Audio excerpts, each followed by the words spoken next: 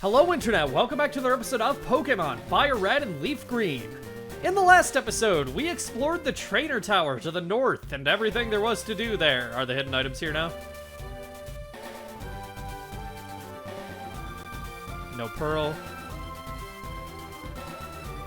No big pearl. Nope. Anyway, that was a good use of 2 hours of my life 3 times.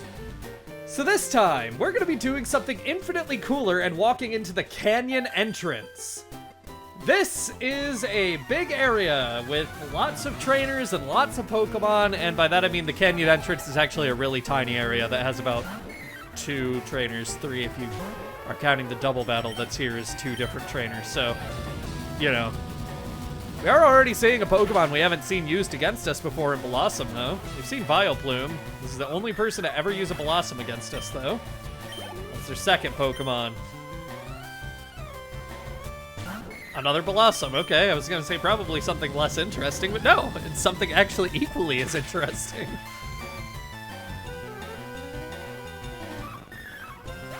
Alright. Easily dealt with that. Good job, Lamp. Too strong for me. She said she'll like effortlessly flick me aside or something before the fight too. What's that? I don't act the way I look? That's a part of my strategy. Okay, good for her.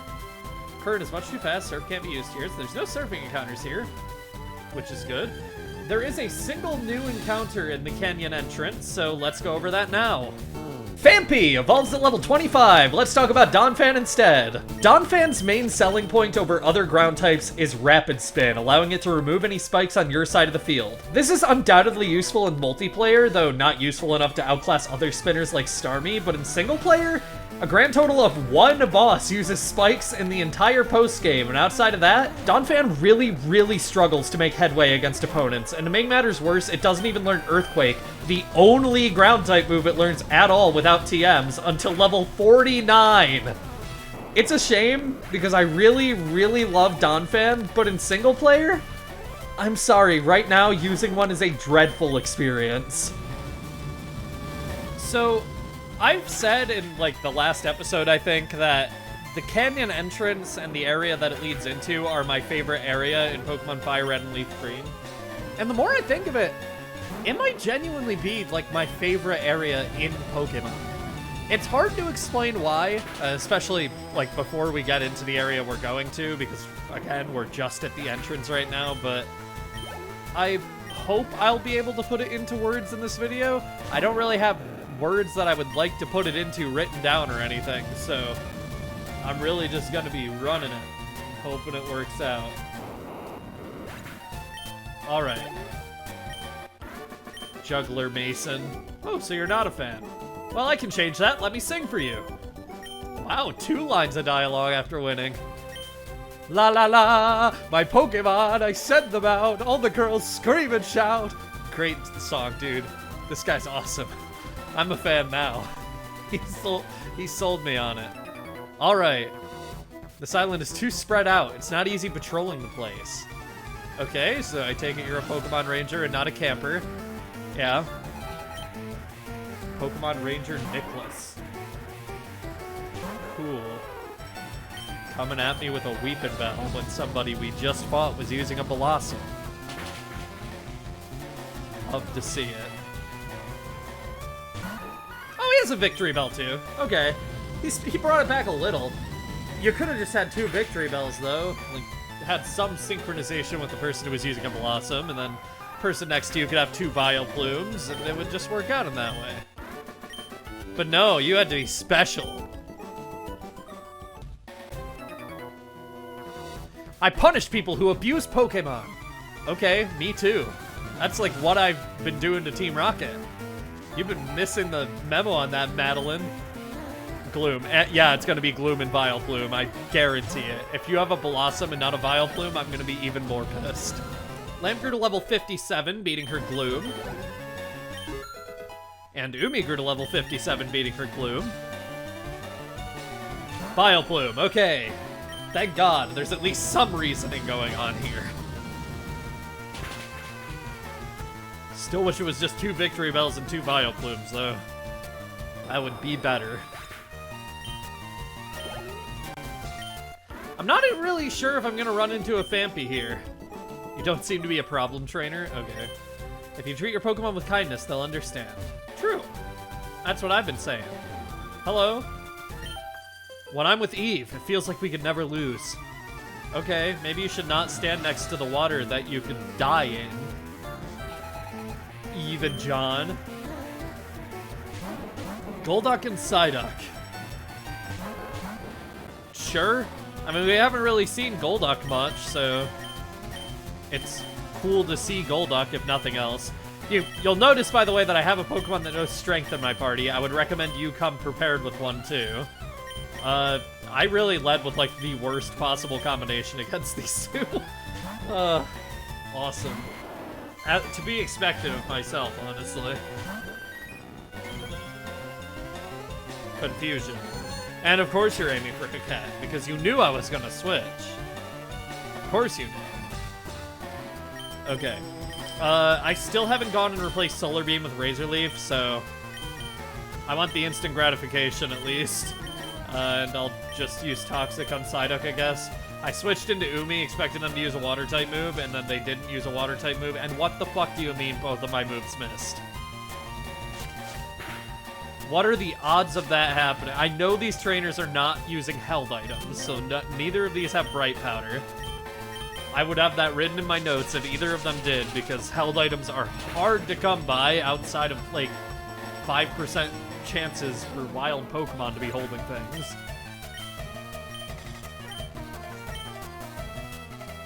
Okay, Umi missing twice in a row. Okay. This Psyduck is doing something, and it's not legal, whatever it is. I'm gonna switch out, honestly.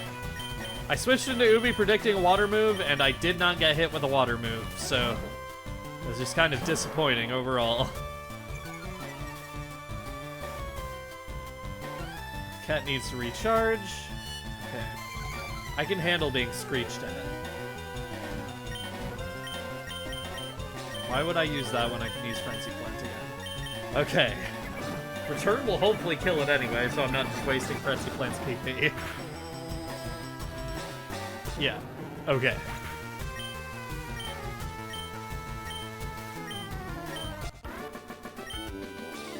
When I'm with Eve, it doesn't feel like I've lost. Good for you, man. When I'm with Eve, I feel giddy whether I win or lose. It's magical. I'm going to work harder with John. Okay, good for you. You know what? That sounds healthy-ish. Oh, Phanpy! I wasn't sure I was gonna run into one. Yay! I love Phanpy. It's one of my favorites. I have, again, it's another Pokemon where, like, it's one of my favorites, but I've never gotten an opportunity to use it, and I probably never will. Especially because in, like, the first 5 generations, it just sucks to use. I tried using one, in that FireRed playthrough where I've been trading in Pokemon from whenever I need them. Where I caught all those version exclusives and everything. I used a Phanpy in the post-game there, and then I transferred it into Heart Gold, which I played through next. And it was just such a miserable experience. Donphan did not learn Earthquake in Heart Gold until I think level 47. And yeah, it was miserable. I would not recommend using Phanpy to anyone. I don't know why I was spamming Great Balls on this and not Ultra Balls, but I'm moving up in the world now. Of course, that finally works after only 3 Ultra Balls. Again, I absolutely hate how low-leveled every Johto Pokemon is in the Sevi Islands. It sucks. It swings its long snout around playfully, but because it's so strong, this can be dangerous. It's not that strong.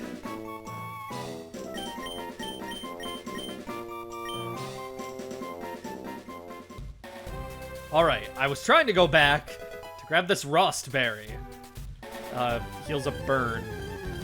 It's really not worth picking it up, because when is a burn ever a real threat? Alright, Sevault Canyon entrance. Trainers are asked to remain from damaging plants in the canyon. We will try. Welcome to Sevault Canyon, my favorite place in Pokemon, FireRed and LeafGreen, maybe Pokemon in general. This place is gonna be a mess to hike through. As that person said in Seven Islands Town, hello! Right away, okay? This is one of the new Pokemon that can appear here, and I do want to catch it, but I'm pretty sure it has a catch rate of like 45, so I'm gonna be here a while. But as I was saying, somebody in Seven Islands Town said that Seven Island is largely, like, unexplored and first ball, okay, cool. Larvitar was caught. It's a largely unexplored area with, like, no developments other than to the north with the trainer tower.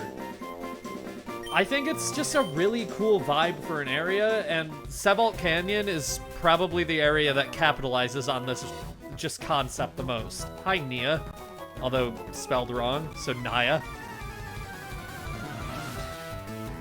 Yeah, I'm a big fan of the Sevault Canyon. I've always just sort of thought, man, canyons are fucking cool. And Sevault Canyon is sort of just an opportunity to go into a canyon in a world where, you know, that's not necessarily a super common sort of landmass. It's not very often in a Pokemon game when you're exploring a canyon. Like, there are mountains, there are hills. I mean, hell, Emerald has Trainer Hill, which is the same as the Trainer Tower. Canyon is not a word you hear much in Pokemon, and this might be the only canyon in all of the main series. Oh no. This might sound like the most fucking bullshit thing of all time for me to be this invested just because this is a canyon. But canyons are so cool! And the idea of a canyon you can actually walk around in and, like, oh my god. Maybe it's just like, I've grown up around, like, one of the bigger cities in Michigan, and that's, like, that's it for my, like, my exposure for big areas, big open natural areas is just, like, woods. Just woods as far as you can see, but I don't fucking know, man. I think the idea of walking in the, like, lower area of a canyon is so cool. Not at the top. I don't give a shit about that. But whatever. You know what? This is actually just called autism. Finally beat these two! That Miltank was a fucking asshole. I think I'm gonna need much more seasoning and tutoring under Lex. So Lex, please, may I stay with you like this? I think it was a good experience for Naya. You have my gratitude. Okay. Into the canyon. Here's a nugget. Cool. Oh! That cave. My notes say to ignore it for now, so I'm gonna ignore it for now, even though I know it will be infinitely less tolerable for me if I ignore it now. Let's go over the Pokemon that can appear here, because there's a lot of trainers to fight, and a lot of items, and Pokemon Rangers guarding the entire place and everything. It's best if we just go over these now. We've covered the worst Rapid Spin user, so let's follow it up with the best Spikes user. Skarmory is an incredible Spikes user and one of the best physical walls in the game. Skarmory can genuinely get by just using 3 sets of Spikes on the opponent, then using Roar to force them to switch over and over again, with Spikes doing all the damaging for it. Or you can be a normal person and only use Roar when necessary. After Spikes, Skarmory excels at tanking physical hits, using Toxic, and dealing what damage it can with Drill Peck. It sounds simple, and it is, but it works well for Skarmory. Other options include Protect to get free turns of healing from leftovers, and Taunt to prevent those from setting up. Skarmory's biggest weaknesses are quite obvious. A single hit from a Fire-type or Electric-type move will be enough to send it packing, but for what it is, Skarmory is an excellent Pokemon through and through. Larvitar is the base form of a pseudo-legendary Pokemon, which means there's not much great to say about it despite the fact that it won't evolve for the first time until level 30. Let's talk about Pupitar, who you'll feel like you're stuck with for even longer. Pupitar learns Earthquake at level 56. This is 5 levels earlier than Tyranitar, so maybe wait one more level to evolve it? There is nothing else to say about Pupitar. Tyranitar is a force to be reckoned with. To start with, through chain breeding involving the Kingdra line, Gyarados, or Salamence down to Charizard or Lapras, you can hatch a Larvitar knowing Dragon Dance, which will be an incredible asset to it as a full-grown Tyranitar. Tyranitar is one of the most defining Pokemon in all of Generation 3's standard competitive format, and there's no way I can fully accurately summarize just how damn strong it is. To start with, Sandstream. This starts up a Sandstorm that has no turn limit. It will only end when overwritten by another Pokemon using a Weather move or weather-changing ability. Sandstorms deal damage to every non-Rock, Ground, or Steel-type Pokemon, and if you can build a team that can synergize with that, that extra chip damage can make a big difference to Tyranitar. With Dragon Dance, Tyranitar has the ability to speed itself up exponentially, or, well, until +6, while also buffing its already strong attack stat. Rock Slides and Earthquakes from a Tyranitar are always likely to be a devastating hit to just about any Pokemon, with Grass and Bug-type hidden powers filling its last move slot. Tyranitar can also serve as a mixed attacker thanks to its awesome stats, allowing it to deal good damage with just about any attacking move. Tyranitar's biggest checks are Water, Ground, and especially Fighting types. They can deal immense damage to Tyranitar due to its, frankly, awful defensive type. A single Brick Break from a competently leveled opponent is almost sure to spell the end for the beast, but before that, it's almost certain to get a lot of damage off itself. Tyranitar is one of the best pseudo-legendaries, and that is not contestable in this particular instance. So I did not realize that this guy had 3 Pokemon, and I kind of regret just blowing an Overheat right off the bat. But then Lamp, like an absolute badass, proceeds to knock out his other 2 Pokemon in one hit, including an Exeggutor anyway. She is so cool and deserves that level up to 58. And I guess Umi does too, because she was there for moral support. And by she, I mean he, because Umi is a boy, but the Umi that I know in real life is not. And so that means I'm getting their pronouns right, even if it means getting my Pokemon's pronouns wrong.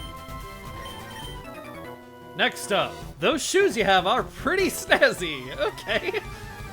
Sure, cool. Do you mean the running shoes, I guess? Caitlin. She has a Chansey, which we know how Chansey tends to give a higher experience yield, and as a result, trainers who have Chansey typically aren't rematchable because it would be way too easy to just grind off them for levels, because Chansey's defense is so low and you can easily just one-shot them with Brick Break, right? Like, we all know that, right? You're hot stuff in spite of your cute looks. I'm gay. Your mom bought those snazzy running shoes for you? She must adore you. Okay. Thanks. I'm gay. You can rematch this trainer. And, on top of that,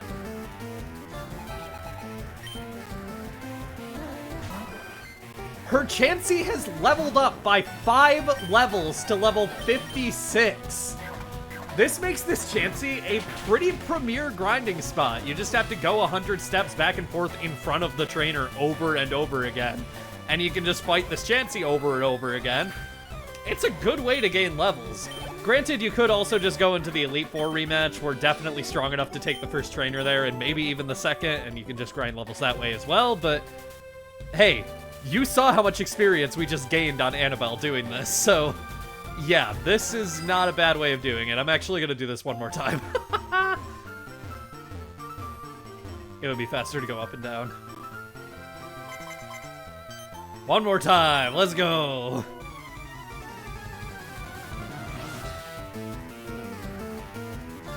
Pokemon Ranger Caitlin.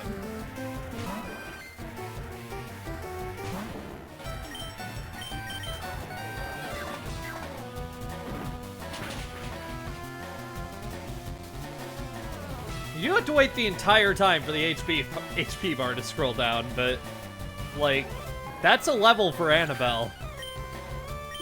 That's, like, very easily worth it.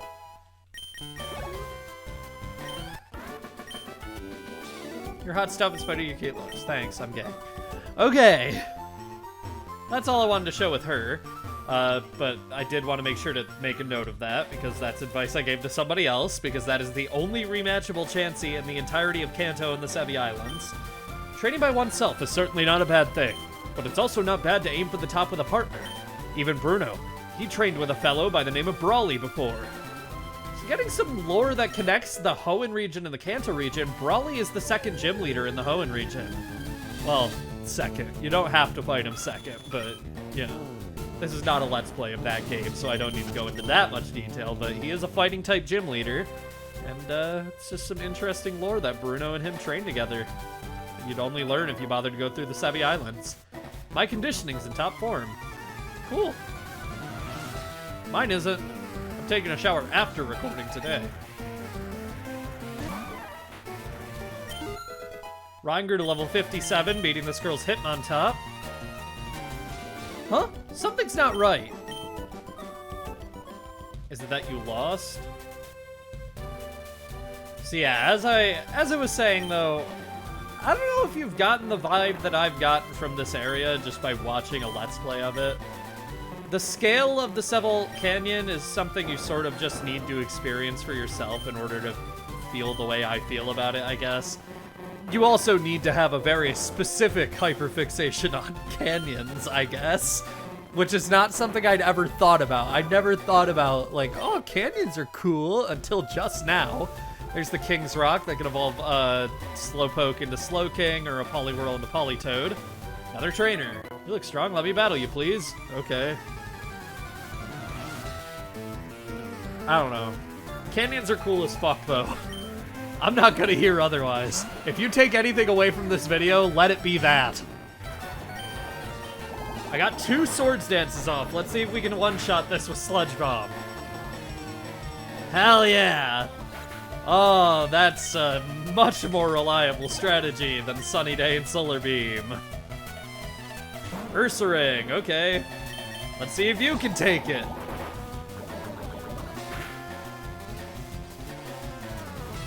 Nope.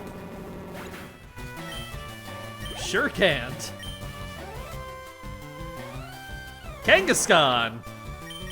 Oh no. Okay, thank God. I thought, oh, this animation might go straight for the baby, but no, it goes slightly to the side of the baby. Okay. That's good.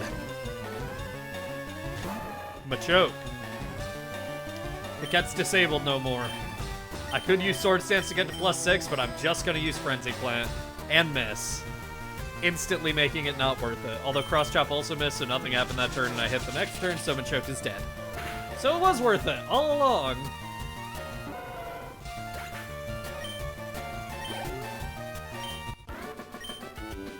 I knew it! You're as tough as I thought.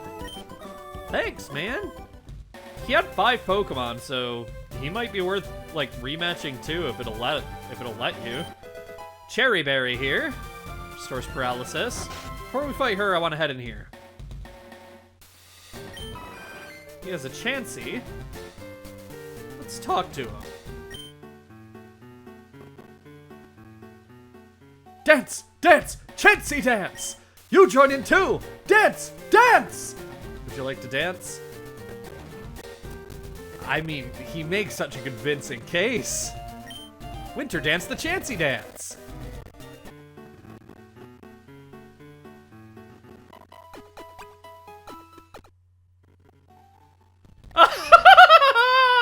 There, you're all chipper now. Lucky!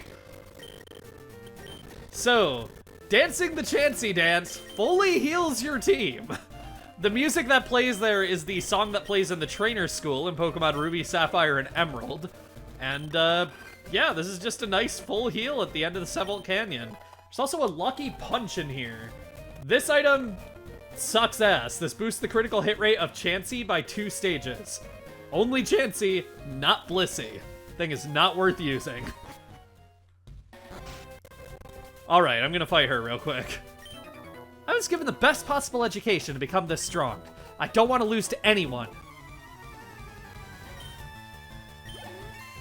Ryan to level 58, beating her weirdly strong Girafarig. It was like level 50.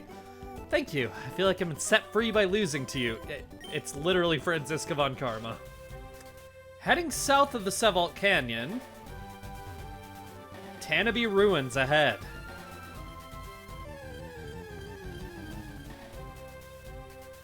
Welcome to the Tanabe Ruins.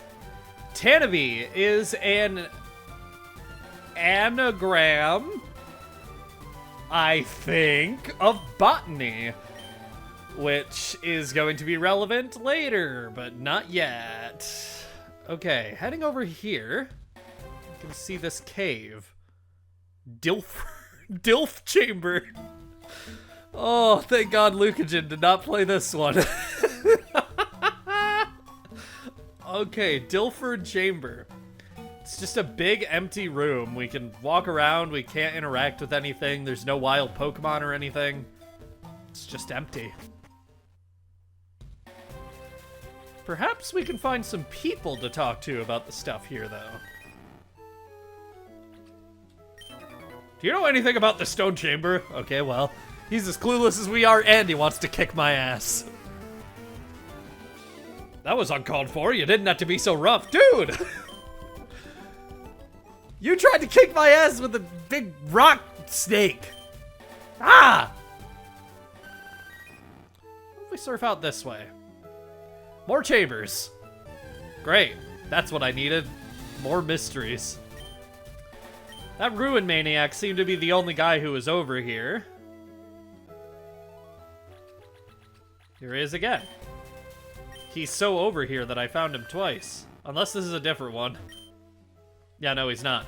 The Tanabe ruins date back at least 1,500 years. But it's baffling mystery as to why it was built in the first place. Okay, so he did know something. I sure didn't. He should have led with that. Heading to the other side, we have even more people. Clifford is teaching me how to paint. The big red dog? Edna? Edna mode?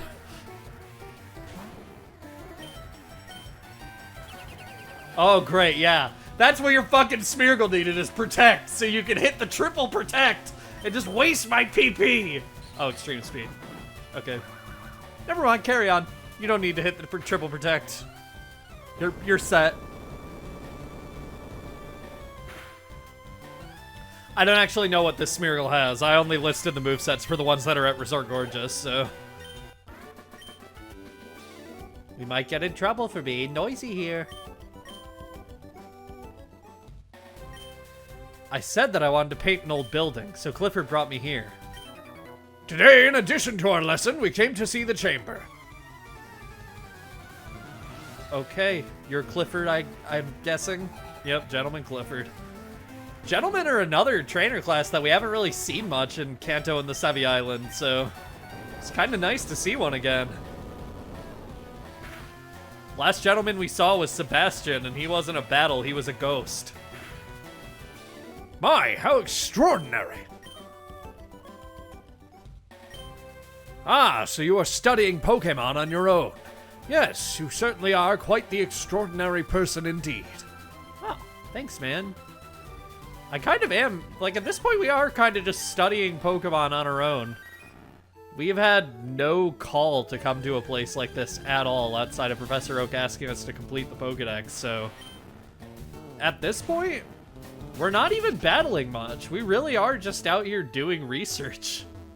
Which is another reason I like the Sevi Islands. I think Pokemon research is another, like, facet of using Pokemon that is not really explored very much in the games. This chamber looks more important than the others. A mystic Pokemon is said to sleep inside here. Ooh. Sounds like we might have a legendary encounter in this episode. Benjamin. Seeing that name is always a little bit of a jump scare. I'm not much good in battle. That's alright, man. I hear there are other ruins like the one here. Might they be the resting places of other mystic Pokemon? Monian Chamber. Monine, I guess would be a better way of pronouncing that. Once again, no Pokemon. The same would be the same as all the other chambers. There's literally nothing here. One thing worth noting, there are 4 hidden items here. In the water, hidden, just around, you'll find them if you look. Maybe they're in Group C, so who knows, are heart scales.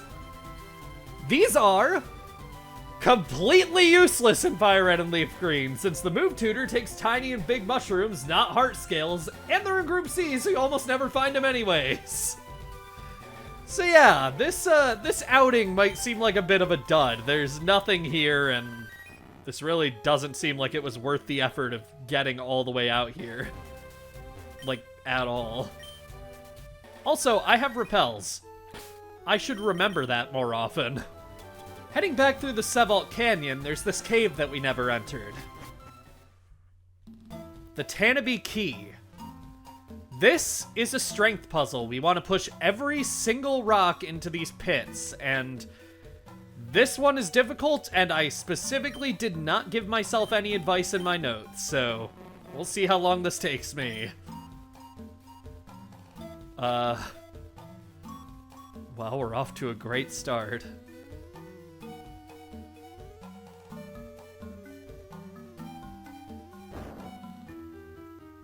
Okay. These two seem obvious.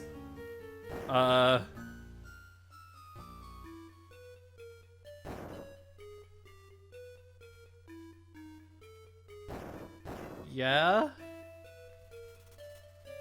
Okay. I want to push these two, and then I'll push these into here. This is probably the hardest strength puzzle we've ever had as far as, like, the Kanto region and beyond goes. And I already messed it up because I can't push that down now. Leaving and re-entering resets the area like with every other strength puzzle, so that was clearly not the solution they were looking for.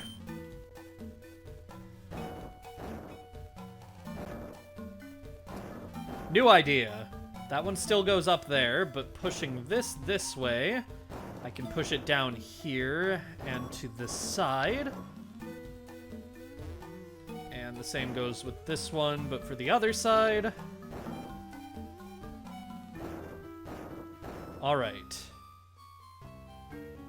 Now what?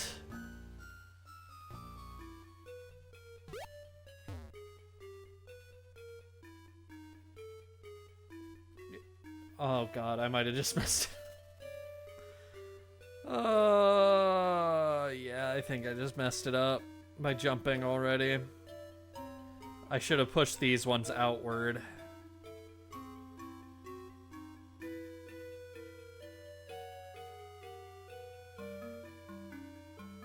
Yeah, I'm gonna have to reset again. I think I had the right idea that time at least. Let's push this up. All the way up here. Just to the side. Down here.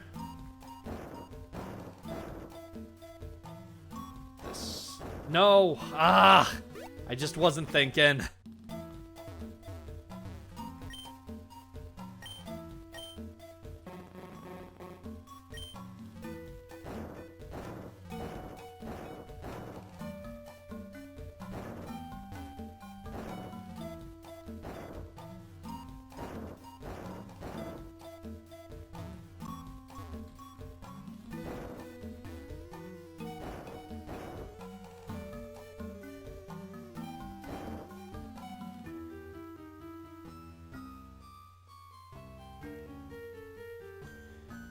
I might have fucked it up again.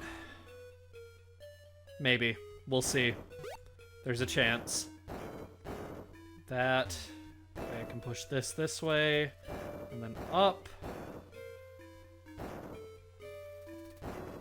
Now I can get that in here. And then I can do the same for this. No, I just fucked it up. Well, no, I didn't, because I can push that back. Okay. Push this one up here. And then into the same sort of position.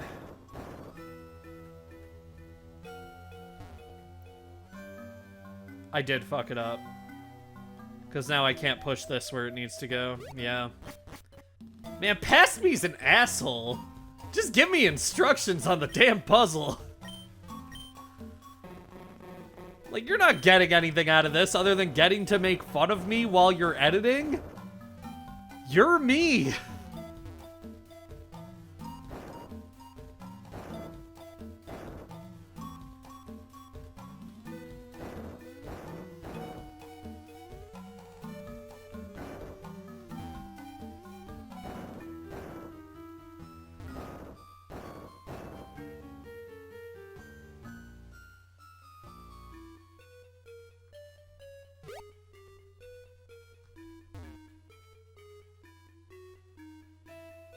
No. I think I've been approaching this wrong. These two are the most obvious, and I've been fucking these up the most. Push those out this way, then up. Surely that's correct.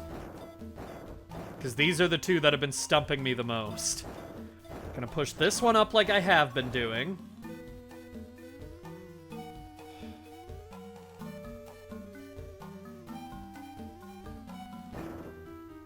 Push this up. And then I can go up this way to push that this way. I can do the same with this.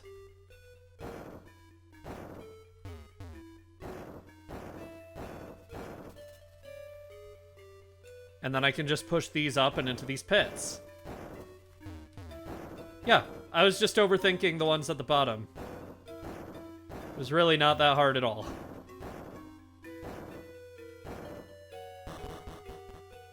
A mysterious rumble echoed somewhere far away. Well, let's go somewhere far away then. We're back at the Tanabe ruins, and I want to head into this chamber again. Dilf chamber. I'm gonna say Dilf chamber every time, so be grateful that we're only coming here in one video. I need to let my rappel run out real quick. After hunting in here for a little while... Wow, the game really just handed me an L immediately. Unown can now appear here after solving the puzzle in the Tanabe Key. We have awakened the Pokemon here in the Tanabe ruins. Let's go over Unown now, because this is a really interesting Pokemon, I promise. Unown!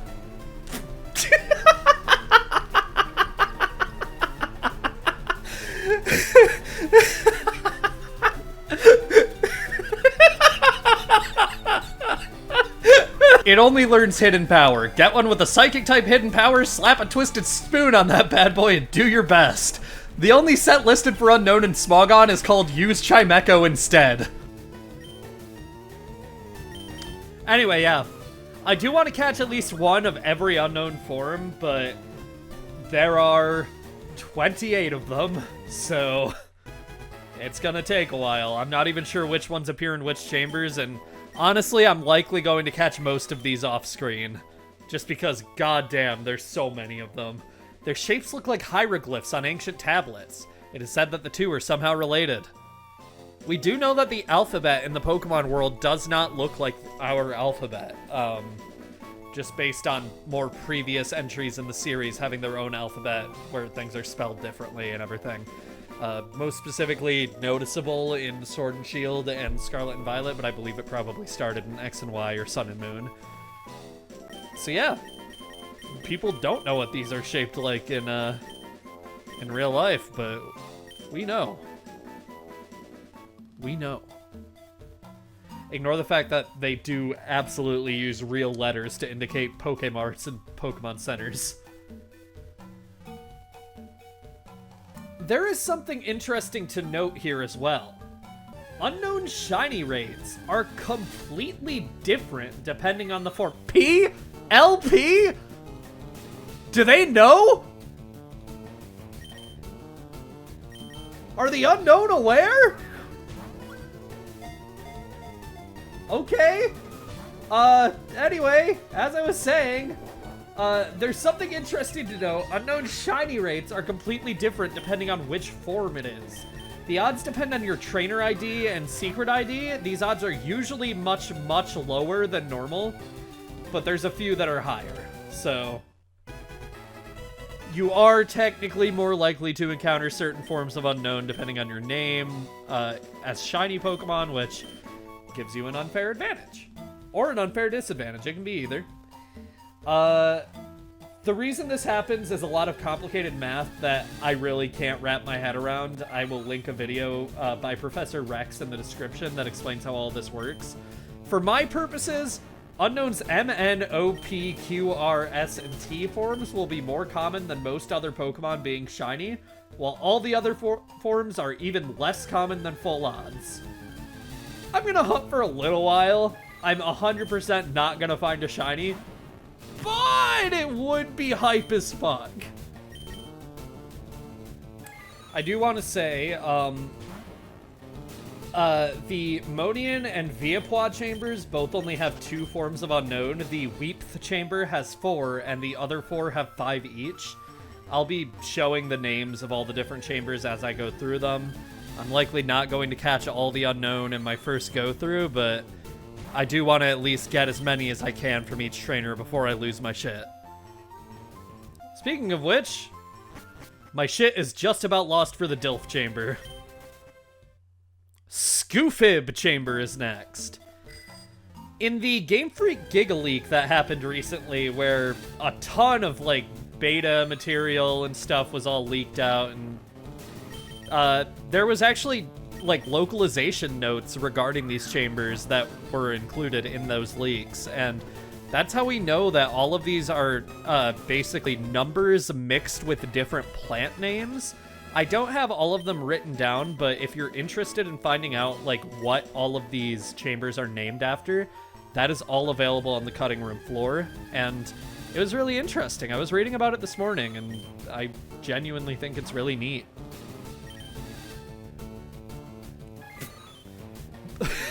I'm sorry. For some reason, the T Unown is just really funny to me. I have no idea why. I'm sorry. That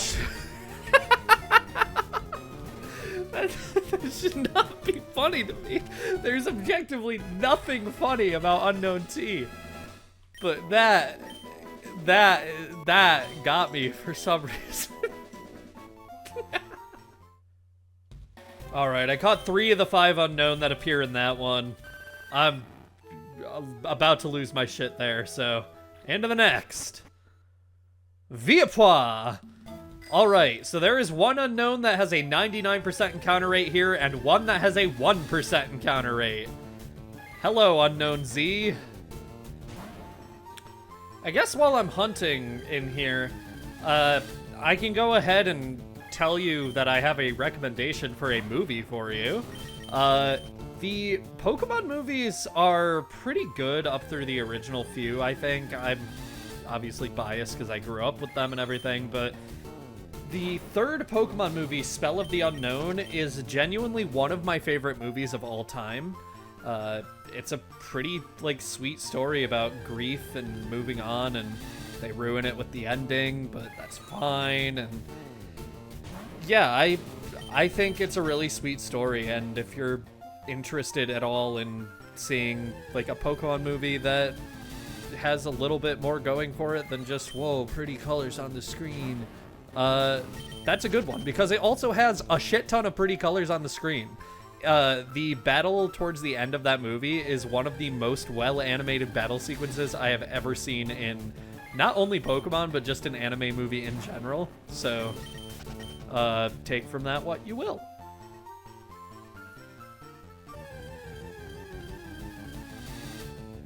Yes! Oh my god, that didn't even take that long. Unknown exclamation point! This is a form that is original to Pokemon Ruby, Sapphire, FireRed, LeafGreen, and Emerald, but you could only encounter it in FireRed and LeafGreen, and it's a 1% chance in one chamber, meaning almost nobody ever sees it. Unknown exclamation point has sort of like a just done expression. He looks pissed off, and I love it. And I'm sorry in advance to my dear friends Flora, who did not find one after searching for multiple hours, because I did not search for multiple hours and I found one. Alright, so the Viapois chamber is done at least. What's the one directly below it? Rixie. Hiropan Rixie! X. Xenoblade. I was right. W. They finally handed me a W. I needed a W. What? What are you? Some of these Unknown, like, I as a lifelong Pokemon fan, objectively speaking, I should know what all of these are. But sometimes I'll see an Unknown and I have no fucking clue what it's trying to get across. I don't know what the fuck that is. That's not a letter. Also, 2 balls in a row with no shakes. I've clearly insulted it. Alright, I can't handle much more of the Rixie Chamber. Gonna start heading into the ones that are east of the entrance instead of the ones that are to the west. Weepth Chamber. We already said the name of this one, but it's funnier walking into it, I guess. Hello, N. From Xenoblade? I or L? I already got L, so this is I. Alright, that's about all I can take of the Weepth Chamber. What's next? Lip 2! Awesome. That one's pretty obviously Tulip, I guess, but... What? That is not a fucking letter! Oh, okay, I guess I'm killing it. That's how offended I am by it.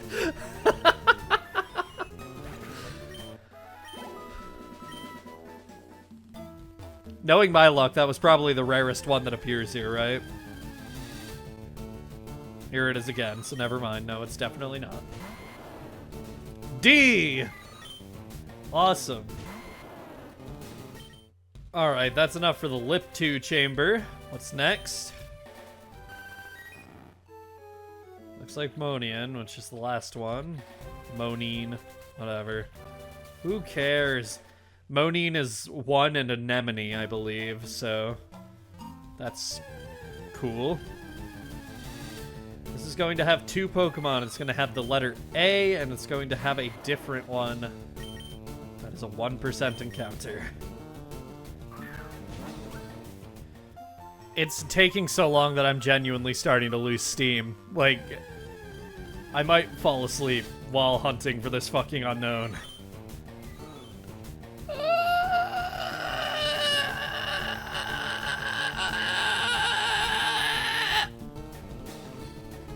I'm fine. Hello. If you're seeing this, this is a call for help. I have been trapped here with Winternet, attempting to catch unknown exclamation point for far too long. Like an unhealthy amount of time. Get me out of this hell. You know? I think this wouldn't be quite so maddening if, dear God, anything other than the letter fucking A appeared in this dungeon as well. But no, it's just unknown A. Which means I'm just seeing, ah! You know? I'd be happy if this video could just serve as a cautionary tale to anybody. Don't fucking bother trying to catch all the unknown in this generation. It's a pain in the ass. Just so you know, I've been in this chamber for almost an entire hour. Alright. I've been going for about 2 hours. I'm gonna stop the recording to make sure it's not corrupted or anything. Alright, so... 1. Mentally, I have taken about all I can take of trying to find this damn question mark. I'm going to give it 9 more encounters from this point. If I don't find it, I'm just gonna catch it off screen later, because I have had fucking enough of this chamber. I've encountered well over 300 unknown letter A, and not a single question mark, which means I am well over odds. And that is a very bad thing. I'm just not in the mood to deal with it. I think there's 7 more. You can correct me if I'm wrong, and I'll give it another attempt, but it'll already be off screen at that point, so joke's on you. Who cares? 6 more attempts.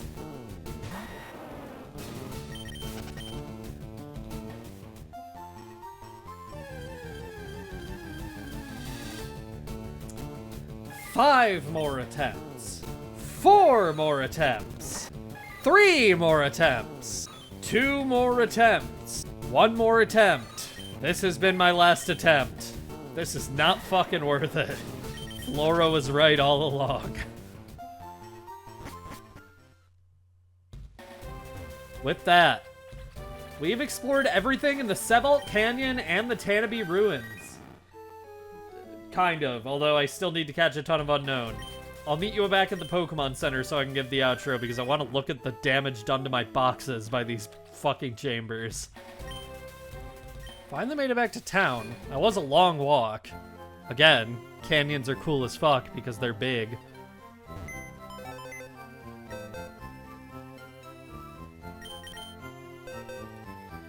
Okay, let's see how many different forms of Unown I caught.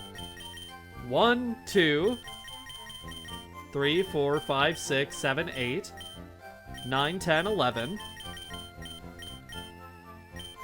12, 13, 14, 15, 16, 17, 18, 19. I caught 19 forms of Unown, which means I have 7 more to catch on my own time, including that damn question mark. Yeah, I started just catching unknown A's because I thought it would be funny to just have the box say what I was feeling.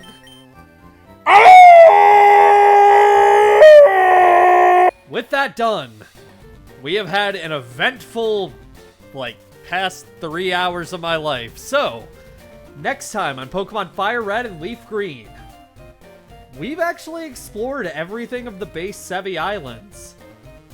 However, what if I told you there were 2 more? See you guys then.